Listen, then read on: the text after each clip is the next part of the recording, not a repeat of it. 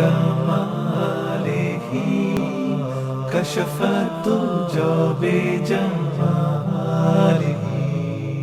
حسنت جميع خصاله صلوا عليه. بہت بڑا ایک مصحف ہے کہ اپنی بچے بھاگ رہے ہیں عدالتوں میں مرضی کی شادیاں کرنے کے لیے، اور ماں باپ ڈٹے ہوئے اپنی مرضی پوری کروانے کے لیے. یہ بھی نادان ہیں، وہ بھی نادان ہیں. ان نوجوانوں سے کہتا ہوں ایسا عشق نہ کرو کہ عدالتوں میں جا کے نکاح کر رہے ہو. ماں باپ کی دعا نہ ملی تو زندگی بھر کبھی بہار نہ دیکھو گے. اور ماں باپ سے کہتا ہوں ایسا ظلم نہ کرو بس یہیں تیری شادی کرنی ہے تو کرنے تو جہاں جاتا چلا جا. یہ ظلم بھی مت کرو. ہمارے دیس میں بیٹیوں سے کوئی نہیں پوچھتا کہ بیٹی یہ رشتہ ہے تیرا کر دیں. بیٹے تو آج کچھ روشن زمانہ آ گیا پھر بھی کچھ اکڑ مکڑ کر لیتے ہیں، لیکن دیہاتوں میں نہیں ہو سکتا. یہ ہمارے ماحول میں یہ کوئی نہیں ہے. اسے وہیں کرنی پڑے گی جہاں باپ نے کہہ دیا ہے. وہ اسے نہیں پسند مجھے آ کر کہے گا، اسے کہے گا جی میں اتنے نہیں کرنا لیکن میرا پیو ڈنڈا چاہیے کھلوتا میں کی کراں. یہ زیادتی اور ظلم ہے. اور کہیں بچے تو آواز اٹھا لیتے ہیں، بچیاں تو بول نہیں سکتی، گھٹ گھٹ کے مر جاتی ہیں. کوئی ماں باپ یہ سلیقہ نہیں رکھتا بیٹی یہ تیرا رشتہ آیا ہے ہم کر دیں، تیری پسند ہے ہم کر دیں. صرف بچیوں کو بتایا جاتا ہے، بتانے کی تکلیف بھی گوارا نہیں ہوتی.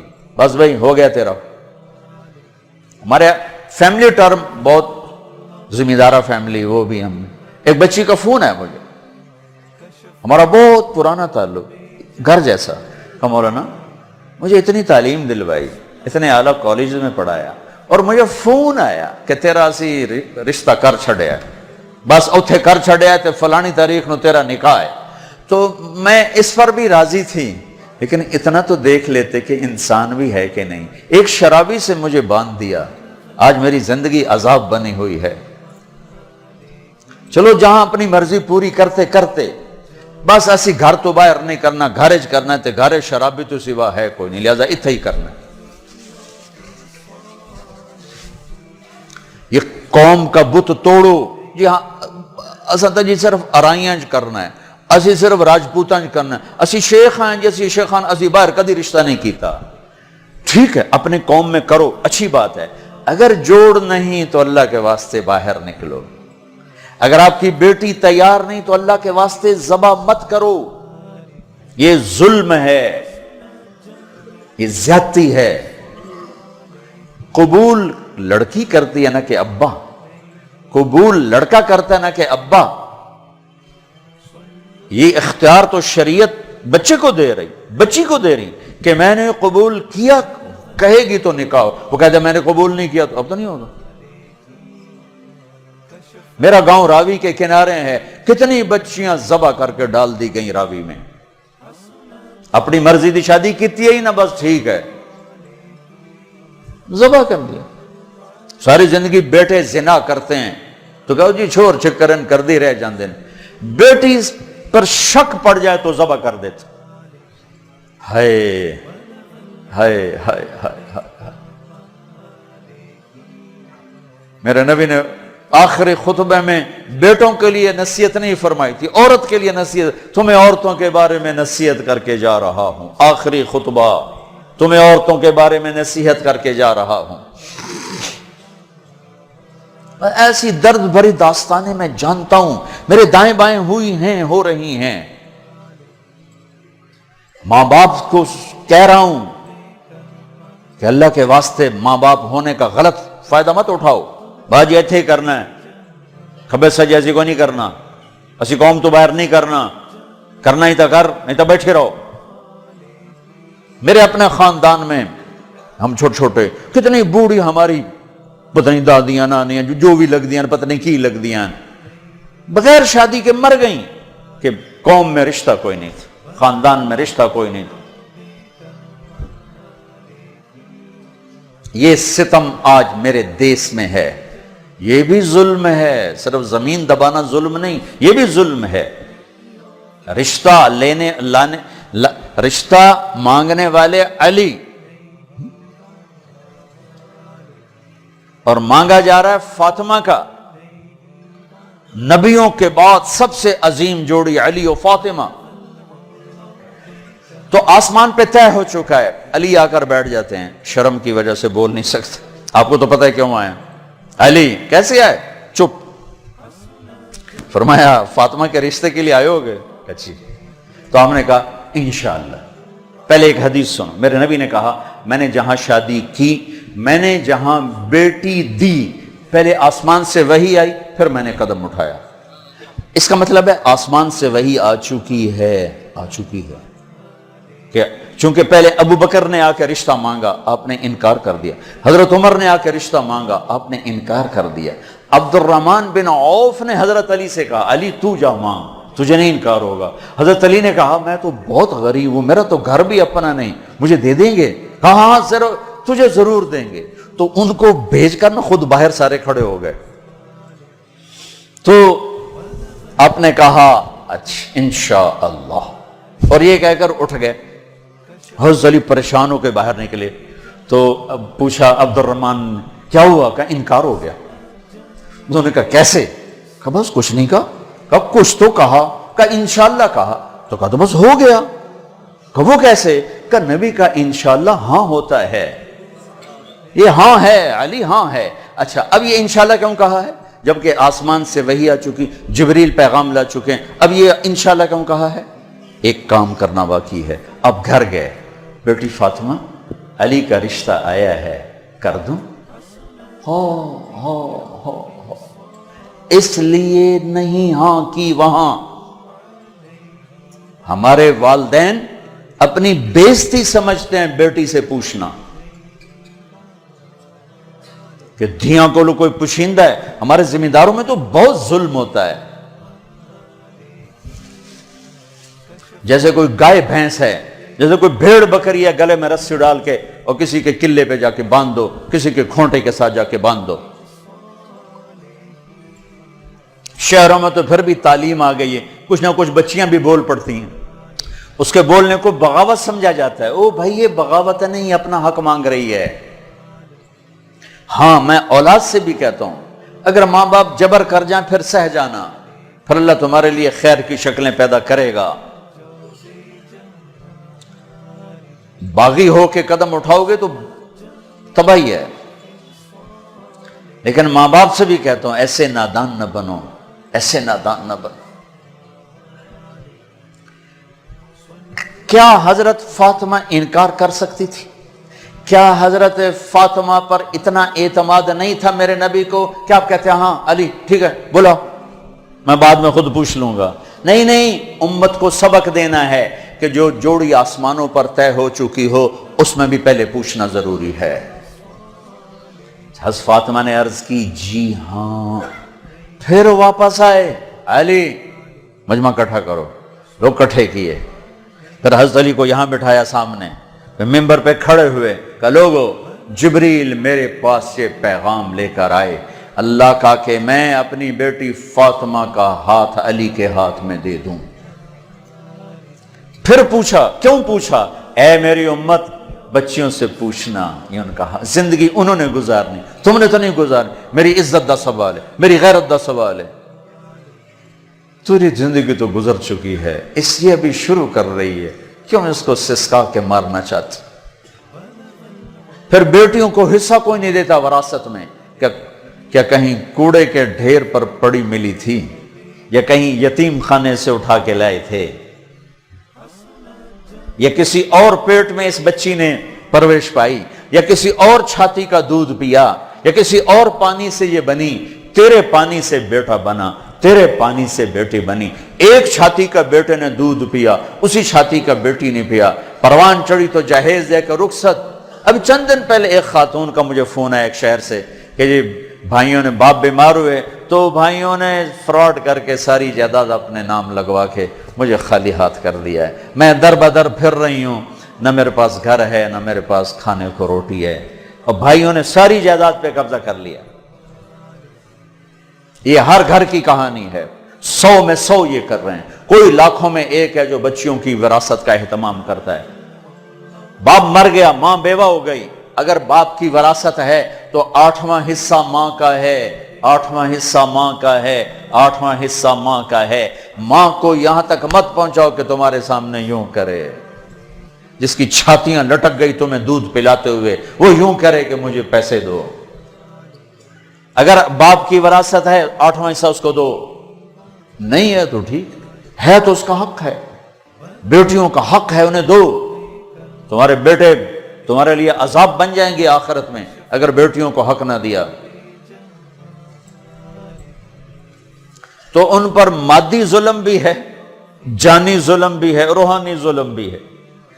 نہ جائیداد دیتے ہیں، نہ ان کی رائے لیتے ہیں، بھیڑ بکری کی طرح کسی کی کھرلی پہ باندھ کے آ جاتے ہیں. لوگوں، جبریل میرے پاس اللہ کا پیغام لائے ہیں، پھر نکاح کیا. 400 درہم، 480 درہم دونوں ہیں. علی فاطمہ بنت محمد کو تمہارے نکاح میں دیا، قبول ہے؟ کہا جی قبول ہے، اور سجدے میں سر رکھ دیا. رب اوزعنی ان اشکر نعمتک التی انعمت علی، یہ دعا مانگی. اللہ کے نبی نے زور سے آمین کہا. پھر آپ نے سب کو شہد کا شربت پلایا یا چھوارے کھلائے. پھر رخصتی ہوئی، مہینے بعد، 6 ماہ بعد، سال بعد، یا فوراً، ساری روایات ہیں. حضرت علی آئے تو آپ کو اندر لے گئے. حضرت فاطمہ کا ہاتھ پکڑا اور علی کے ہاتھ میں دیا اور کہا علی آپ کو نبی کی بیٹی مبارک. اللہ، آپ کو نبی کی بیٹی مبارک.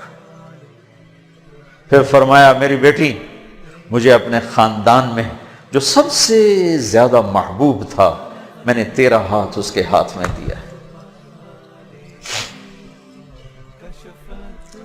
جن کے فیصلے آسمان سے ہو چکے ہوں اور جبریل آ کے سنا رہا ہو، وہ پہلے پوچھنے جا رہے ہیں بیٹی کر دوں؟ ہماری کون سی یہ غیرت ہے، یہ کون سی عزت ہے؟ خاندان سے باہر اچھا رشتہ ملے کرو، خاندان کے اندر ملے وہ بہتر ہے، وہاں کرو. لیکن اگر خاندان میں جوڑ نہیں، باہر دیکھو، یہ ارائیوں کا بت توڑو، راجپوتوں کا بت توڑو، شیخ پٹھان بٹ جٹ پتہ نہیں کی کچھ بنائی پھر دن گرم مسالے، یہ بت توڑو، ان سے باہر نکلو. میرے نبی نے 2 بیٹیاں بنو امیہ کو دیں جن سے ٹکر ٹکر ٹکر ٹکر. حضرت زینب کا نکاح ابو العاص بن ربیہ بن امیہ بن عبد شمس، امیہ کے پوتے کو اپنی بڑی بیٹی دی. اور عثمان بنو امیہ میں سے 2 بیٹیاں ان کے نکاح میں دی، رقیہ، ام کلثوم. اور جب ام کلثوم پہ انتقال کریں گے تو فرمایا اگر میری 100 بیٹیاں ہوتی تو میں 100 اور اس طرح مرتی تو میں ایک ایک کر کے عثمان کے نکاح میں دیتا. بنو امیہ میں بیٹیاں دی، ایک بیٹی فاطمہ اپنے گھر میں دی علی کو. اپنے خاندان میں شادی کی قریش، خاندان سے باہر برادری میں شادی کی عرب، ہلالیہ، مستلق. پھر برادری سے بھی باہر یہودی نسل میں شادی کی، حضرت صفیہ بنو اسرائیل میں، یہودیوں میں سے. اپنے نبی کو تو دیکھو کیا کیا انہوں نے. ہم اپنے نبی سے بھی آگے جا چکے ہیں. کتنے بچے میرے پاس آتے ہیں نوجوان کہ جی شادی کرنا چاہتا ہوں، وہاں بچی بھی تیار ہے، لیکن وہ کہتے ہیں بس ہم نے راجپوتوں سے باہر نہیں کرنا، ہم نے ارائیوں سے باہر نہیں کرنا، ہم نے شیخوں سے باہر نہیں کرنا. میں ان کو یہ کہ بھائی دیکھو بیٹا، کورٹ میرج سے بچنا کہ برکت نہیں ہوتی. اللہ سے مانگو، نہیں ہو تو پھر صبر کر کے پی جاؤ.